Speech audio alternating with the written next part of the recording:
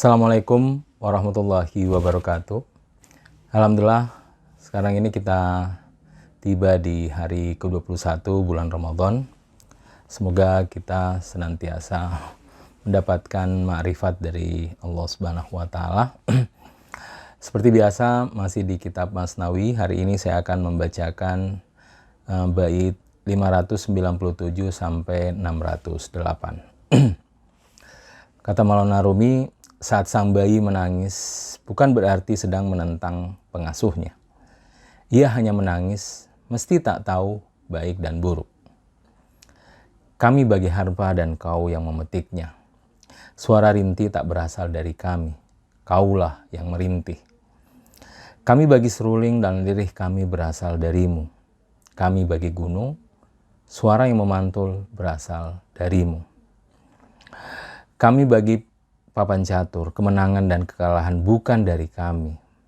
Kemenangan dan kekalahan berasal darimu. Duhai dirimu dengan sifat menawan. Duhai jiwanya jiwa, siapakah kami yang seolah layak berdampingan denganmu? Kami adalah ketiadaan-ketiadaan dan keberadaan-keberadaan kami adalah fata morgana. Kau adalah wujud mutlak yang memfanakan keberadaan. Kami semua adalah singa, tapi singa-singa lukisan. Gerakan dan serangannya ke sana kemari berasal dari angin. Gerak dan serangannya begitu nampak, tapi angin tak terlihat. Sesuatu yang tak terlihat itu hilang dalam diri kita. Angin kami dan wujud kami adalah pemberianmu. Segala keberadaan kami adalah pemberianmu. Kelezatan eksistensi kau torehkan kepada ketiadaan. Kau telah membuat ketiadaan mencintaimu sejak dahulu. Oh Tuhan, jangan ambil kelezatan karuniamu. Jangan kau renggut manisan arak dan cawanmu. Seandainya kau merenggutnya kembali, apa ada yang mampu mengembalikannya? Apakah lukisan berkuasa atas pelukis? Syair ini sebenarnya menjelaskan tentang kefanaan ya, dan dalam kefanaan Maulana Rumi menjelaskan satu bentuk determinis. Jadi kalau pembahasan qada dan takdir di sini kita membahas bahwa biasanya kita menghindar dua hal ya. Jadi free will dan determinis. Jadi free will, kebebasan memilih, dan determinis. Yang semua seolah meyakini tentang ya kita ini tidak ada jalan lain kecuali semuanya berasal dari Allah Subhanahu wa Ta'ala. Nah, tapi Maulana Rumi menjelaskan satu bentuk determinis, yaitu yang disebut Maulana Rumi menyebutnya dengan determinisme cinta. Determinisme cinta ini adalah ketika seseorang fana di dalam diri Tuhan. Makanya tidak seluruh bentuk determinisme kita bisa terima. Satu-satunya bentuk determinisme yang bisa kita terima adalah kefanaan. Fana ini adalah menyatu dengan Tuhan sehingga kesadaran dirinya dengan kesadaran ilahi semuanya menyatu. Nah, ketika menyatu makanya ada bahasa-bahasa seperti determinis. Itu karena sebenarnya bentuk penyatuan dia dengan ilahi. Makanya kata Maulana Rumi, saat sang bayi menangis bukan berarti sedang menentang pengasuhnya. Ia hanya menangis meski tak tahu baik dan buruk. Nah, ini perumpamaan yang baik dari Maulana Rumi tentang bayi. Bayi itu kan sesuatu yang tidak punya dosa ya, suci. Nah, itu seperti para wali yang kondisinya seperti itu, seluruh gerak-geriknya itu adalah digerakkan oleh ilahi. Makanya kami bagi harpa dan kau yang memetiknya. Suara rintih tak berasal dari kami, kaulah yang merintih. Nah, bait ini tidak berlaku untuk semua orang ya. Jadi tidak semua orang kita berhak mengatakan suara saya misalnya ini tak berasal dari saya, tetapi kaulah yang berbicara misalnya. Itu tidak berlaku karena kesadaran saya adalah kesadaran materi. Ini bukan kesadaran penyatuan dengan ilahi. Nah, orang yang fana berhak berkata seperti ini. Makanya kami bagai seruling dan lirih kami berasal darimu. Di bait pertama, nei atau seruling ini, Maulana mengisyaratkan dengan sangat indah tentang seruling bahwa Suling itu kan ada yang meniup ya, dia ditiup dan kondisinya kalau kita lihat seruling itu, kalau seruling itu posisinya wali, maka yang meniup itu adalah ilahi, seperti itu. Makanya ini karena dalam kondisi kefanaan, makanya kami bagai seruling dan lirih kami berasal darimu. Kami bagai gunung, suara yang memantul berasal darimu. Nah, semuanya dikembalikan kepada Allah Subhanahu wa Ta'ala karena memang kondisinya sedang mengalami trans ya, kefanaan, sedang mengalami penyatuan. Makanya duhai jiwanya jiwa, siapakah yang kami yang seolah layak berdampingan denganmu? Karena para sufi meyakini kita ini tidak ada, seperti sebagaimana nanti Maulana juga menjelaskan.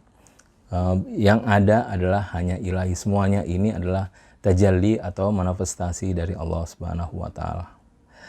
Nah, makanya kata Rumi, kami adalah ketiadaan-ketiadaan dan keberadaan-keberadaan kami adalah fata morgana.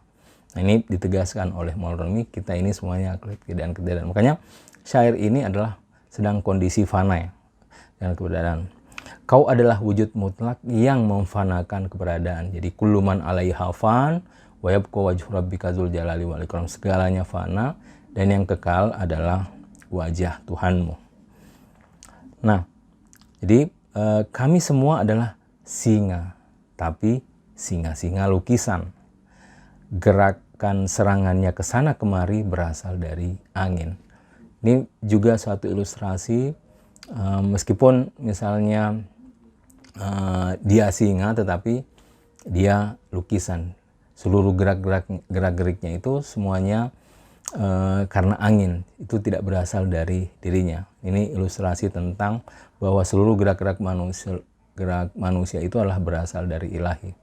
Tapi lagi-lagi ini adalah dalam konteks kefanaan ya, ketika seorang hamba fana dalam ilahi. Dan kalau saya tidak bisa berbicara seperti ini karena saya adalah kesadaran material, bukan sedang dalam kondisi menyatu dengan ilahi, tidak seperti itu. Kalau sedang kesadaran fisik seperti ini, maka ini adalah ada dua di dalam diri saya, kata Marum ya, ada dua aku yang hadir. Ada akunya saya karena ada dimensi materi, kesadaran materi saya, dan ada akunya ilahi di dalam batin saya, di dalam ruh. Itu kata Marum, kan ada aku yang lahir, yang itu kesadaran fisik, ada aku yang batin. Tapi ketika kondisi fana, aku lahir ini sirna dan mengikuti seluruhnya pada kehendak ilahi. Nah, angin kami dan wujud kami adalah pemberianmu. Segala keberadaan kami adalah pemberianmu. Maksudnya segala sesuatunya ini adalah semuanya tajalli dari Allah Subhanahu wa Ta'ala. Sehingga karena dia tajalli atau manifestasi, sehingga dia tidak bisa disebut sebagai wujud keberadaan.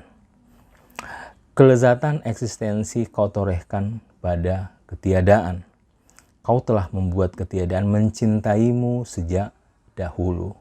Maksudnya kalau kita kembali ke asal muasal di alam ruh sana, sebagai tempat asal muasal ya, semuanya tunduk ya kepada Allah Subhanahu wa Ta'ala. Alastu bi rabbikum qalu bala syahid, dalam ayat Al-Quran, bukankah aku Tuhanmu? Semua menjawab bala, engkau adalah Tuhan kami. Seperti itu. Jadi konteksnya seperti itu. Di kelezatan eksistensi ini kau torehkan pada ketiadaan, kau telah membuat ketiadaan mencintaimu sejak dahulu, sejak azali.